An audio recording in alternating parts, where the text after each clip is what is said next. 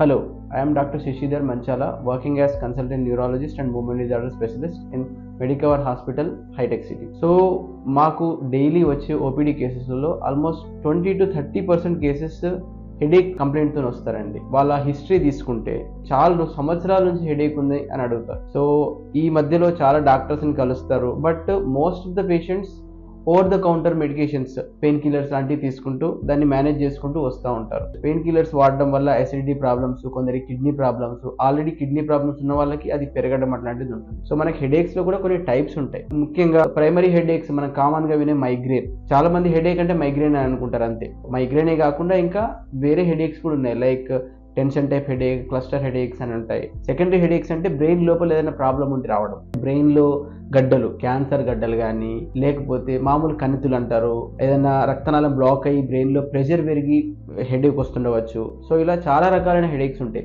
So అన్ని headaches ఒకటే కాదు. హెడేక్ చాలా సంవత్సరాల నుంచి పర్సిస్టెంట్ గా మళ్ళీ వస్తూ ఉంటే దాని కన్సర్న్ డాక్టర్ దగ్గరికి, మెయిన్ గా యాజ్ ఎ న్యూరాలజిస్ట్ గా ఒక్కసారి న్యూరాలజిస్ట్ని ఒకసారి కలిసి, so what is the cause for the headache, దానికి కారణం ఏంటో తెలుసుకొని దాని ట్రీట్మెంట్ తీసుకుంటే బెటర్ అండి. Thank you very much.